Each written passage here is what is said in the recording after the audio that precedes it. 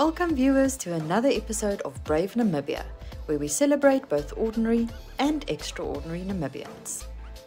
Our first clip this week takes us to Swakopmund, where a group of Mondesa Youth Opportunities learners recently joined Chris Nel of Living Desert Tours and Tommy's Tours in the Namib Dunes. He spoke to Adam Hartman.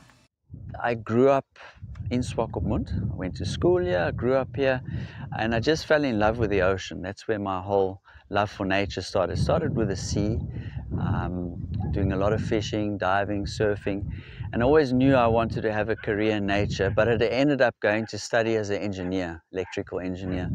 I did qualify as an engineer, and then I worked at Rossing Uranium, and after 2 years of working there, I realized this is not me as a person. I still want to be in nature because animals, nature, landscapes, plants, it's just fascinating.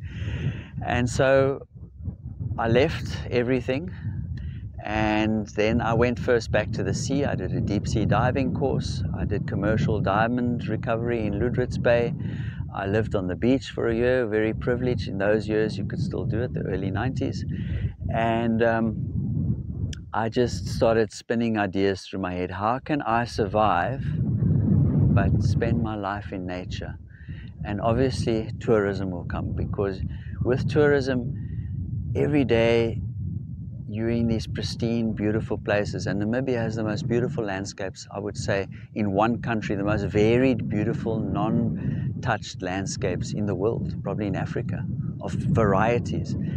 And to be able to just share that with people, but still you need to make a living somehow. This is my passion, and it's just so special when tourists come and they ask you any question and you can answer it. So what is that plant? We give them the name. What is that animal? We give them the name. And wow, this is amazing. And just to see the joy in their face, that's really worth it. It makes every day special. It's another day at the office. My life is tourism. My life is this desert next to Swakopmund. This has been the biggest project of my life, to just bring it to this point that we can have this amazing, untouched, beautiful desert right next to town. This is about education. We've got such a beautiful inheritance. If you just look here, right next to Swakopmund, and it's so important that you know your backyard. Imagine you had this house and this beautiful garden, and you didn't even know what's going on in your garden. And this is the backyard of Swakopmund. It's a beautiful place, it's a special place, it's a unique place, and it's one of a kind on earth. And it's so important that the children that live here also get an opportunity to understand what makes it so special, to enjoy it. And once you understand something and you enjoy something, it's at that point that you cherish it and you protect it. Yeah, we've been doing this. We've been running these Living Desert educational tours. We started the Living Desert in the late 1990s, and in about 2005 we became more established, and about from that time we took thousands of children on educational tours. We don't just see it as a social responsibility, we do it out of love. People come and they approach us, they know what we're doing, and they ask us, are you willing to share these wonderful things, these experiences and this beauty of our desert with the children, the less privileged children? And we do it out of love, and it's fun to work with them. If somebody understands something, then they can see the beauty in it.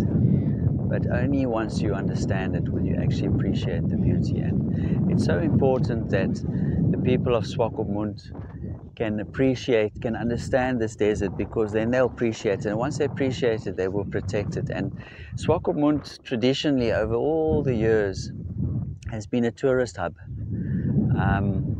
It's one of the most important tourist destinations in Namibia. And it's so important, if we're going to attract people here, tourism, because that's the heartbeat of Swakopmund, that we look after what we've got and that we educate the children on what we've got. And in that way, they can utilize this beautiful desert and attract, they can start careers in tourism for instance, and we're trying to initiate that from our point of view, because I'm a tour guide, and I want to see more young upcoming tour guides that are passionate. And when you have passion, then you can really sell a product, and then you can and that's what makes Swakopmund so special and top of the tourism towns of Namibia. I remember we're standing here, we're very close to Swakopmund at the moment, and in the days before this was a park, we would have, literally behind me there would have been quad bikes and 4x4s. It would have been totally damaged, and today it's pristine right on the perimeters of town. And so we all need to be ambassadors. It's so important, because in that way we can keep it in this condition, and then it's always lovely to live in a place that has something beautiful to offer. Yeah, the Dorp has a long history. When we started these tours more than 25 years ago, this was an open zone. It was a free zone. People could do what they want to, when they want to, with whatever they want to. And they basically really wrecked the place. Growing up here in Swakopmund, spent a lot of time in the dunes, realized there's a lot of endemic little animals, endemic plants, there's a special ecosystem, and we could share that. It was an idea. We could share that with foreigners, and we could create a product. But the problem was we couldn't sell the product because it was all destroyed. So the plan was to try to protect this on our doorstep, to be able to promote it into tourism. And that's where the Dorp came in. It was a long fight. It was a difficult fight. With the help of Rod Braby, I would say he's the hero of the Dorp Park. He's the guy that really did the most. But a whole lot of us together created awareness that there is a problem. Rod Braby, he managed to secure funds through the World Bank, started up Nakoma. Nakoma is Namibian Coastal Management. This Nakoma went out and did surveys, and Nakoma became the interface between the public, the tour operators, and to the government. So they would collect the data. There would be meetings. It went on for 5 years, meetings every week, and they would collect the data. What do people want? What is the problem? What can we do? How can we solve this problem? And then they would take this information to government. And over a period of 4 to 5 years, the management plan was created through Nakoma on how to implement a park. But the Dorp Park is a very special place because it's the only park that has 3 cities in it. So you have people moving in the park, doing their daily things all the time. So you can't apply the same rules in Dorp as you do in Etosha. Etosha says no dogs. You can't tell everybody in Swakopmund you may not own a dog. So we have to be very careful. This is a people's place. We need to leave access for the people, for the public, and they need to enjoy it, but they need to keep it beautiful and pristine and protected. So it's been a long walk. It's been a tough walk. But if we look today, it's been worth every moment. The challenges are uncontrolled tourism, number one.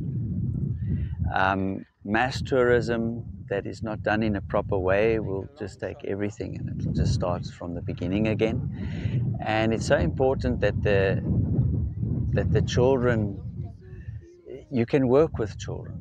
They're like clay. You can teach them things, they listen, you can mold them. Adults, they really have their own mind. So we really enjoy working with the children and teaching them about our future and the future of conservation. And that would be a challenge, is to get all the children on board and for them to understand. And once they understand, and they can, and it's also important that they benefit from this beautiful setup here, and tourism would definitely be one of the ways that they could benefit as adults. What was quite interesting for me, we stood here on the edges of Swakopmund in the Swakop River, and I was telling them about the desert and a little bit of history and a little bit of things, and then I took out a big chocolate. It was a Kit Kat, and I said to them, okay, I challenge you guys. You turn 360 degrees, look all around you as far as your eye can look, and the first person to see one single paper can have this big chocolate. And they all went, "Ah!" And eventually it was like they started identifying little pieces of sticks as garbage, and it just didn't work, and nobody got the chocolate. And it was just like their faces just hung. There was not a single piece of paper, and that's not just by default. That's because of education. It's because of what the tour operators do. It's because of what the public do. It's because of the pride that they have in this area. It's because of education. And then it was really funny. Now they wanted the chocolate. So I was just holding and I said, okay, so who of you want to be tour guides one day? And it was so weird. Nobody in the group wanted to be a tour guide. So then I said, okay, the chocolate goes to the first person that wants to be a tour guide. Boom!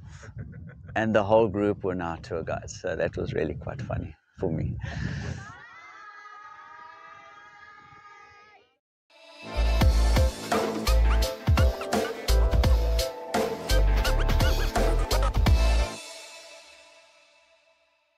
Next, we're in Oshakati when Nicanor Nangolo caught up with the musician Jesaya Loteni.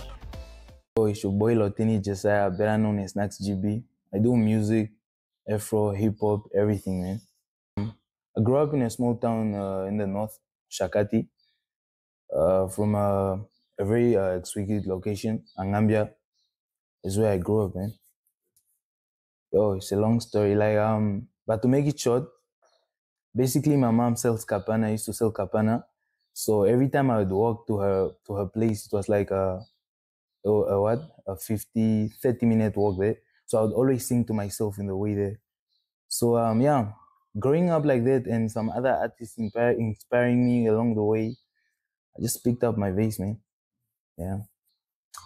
I would say in 2022, basically when I came to Vindu, that's when I recorded my first song.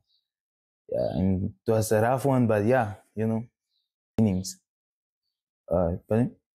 Oh yeah, the song's title is Rainy Days. You can search it up. Basically, I was talking about the hardships and the struggles that I went through during my upbringing and basically just telling a background story of where I came from. You know, as a kid, as Snacks GB. Yeah, just through the rainy days, how I overcame that and all that. Yeah, man. Currently, I can say I'm a beginner, but you know, I I still am yet to release an album, but for sure do have a couple of songs out that 3, 4, 5, but we are obviously working on an album right now, 100% ready. The album's name is Nandecheni Must Shine. Basically, I'm talking about me being underrated in this industry, regardless of the effort that I'm putting in my songs. So it's gonna consist of a mix of 10 songs. The first song being Nandecheni Must Shine, where I'm just roughly singing about how I want to shine, how people in Namibia should recognize me and all that. Yeah, man. First of all, I want to shout out Mr. Chronix. We have Mr. Chronix as a heavy producer there because most of his songs we worked we worked with him. And I would also like to give a shout out to Drizzy. I don't know if you guys know, but Drizzy, shout out to him, man. So in this album, I basically worked with two producers. Yeah.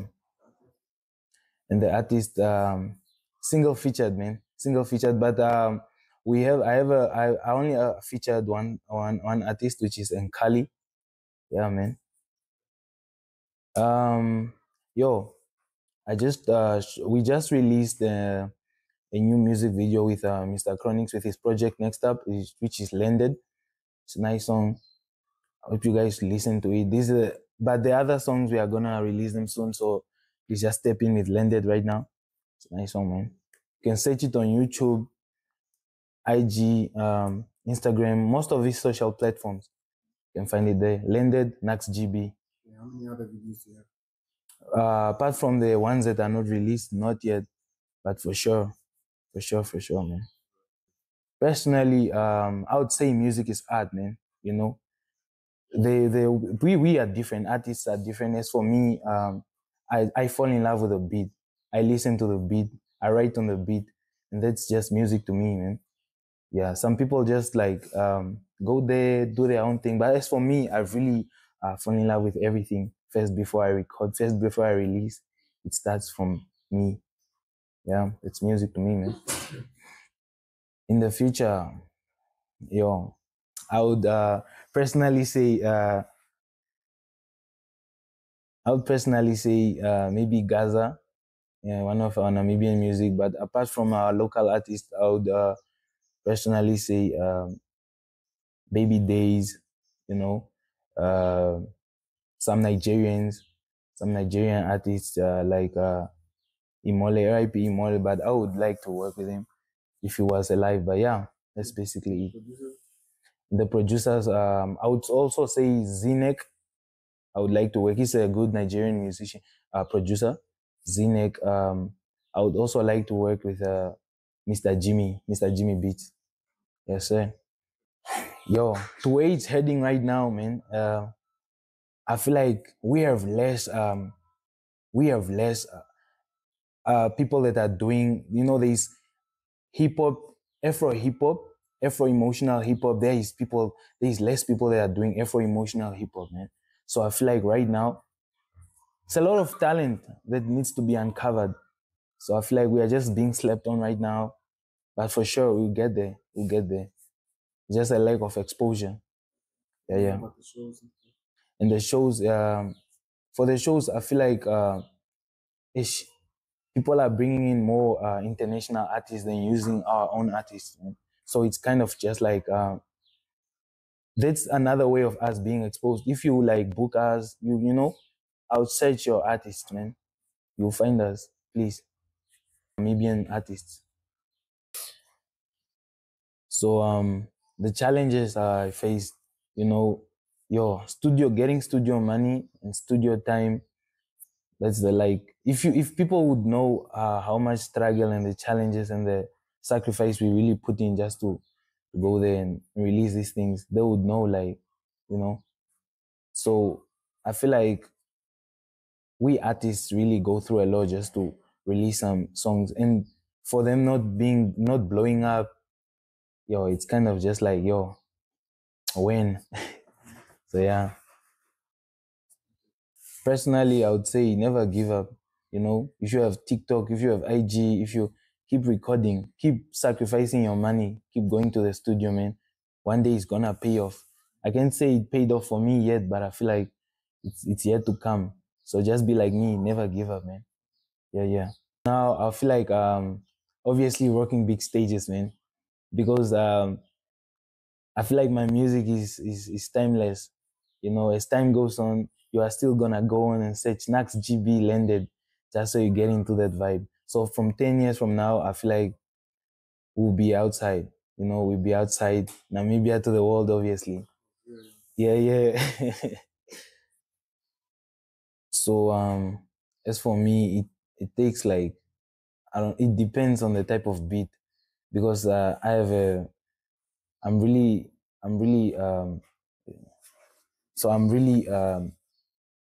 I depend. Depend on the beat. Yeah, let me not say depend, but I'm strict on using the beat. Yeah, I'm really strict on using on beat selection. I'm strict on beat selection. So I cannot just find any beat, or I cannot just call Mr. Chronics and then he sends through. I have to really vibe and feel. Yeah. So it probably takes makes like an hour or 2 or 30 minutes to just get that creative good song out, man. Yeah. Writing, how long does it take? Writing it takes a couple of minutes, honestly, because I don't really, I'm just flowing on this beat. So every time I have to, stop, listen, and get everything together, get everything that you like together, man. Who would you say inspires the music? Growing up, I always looked up to. I've always listened to people like Demi Crane, Nigerian artist, very underrated but very talented. I'd say Juice WRLD, I would say Gaza, and these legends, Namibian legends. So yeah, I feel like them accumulated to all of these to Nax GB. Would you say your family supports your music? Yeah, man. I would say my cousins, mostly my cousins. Sharks and Punyati, you know, those people really support me a lot and I appreciate them. So I would, yeah, from their family, so I would say they really do support me. Yeah, I have a good small fan base, so I would say you guys, I really appreciate you for the support. Without you, Nax G wouldn't be here. And I just want to say, keep posting my songs, keep using my sounds, and we are gonna go there for real. One day, for sure. Ladies and gentlemen, my name is Nax G. Relocate.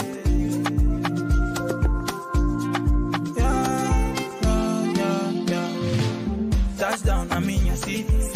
Lending, my nigga loading.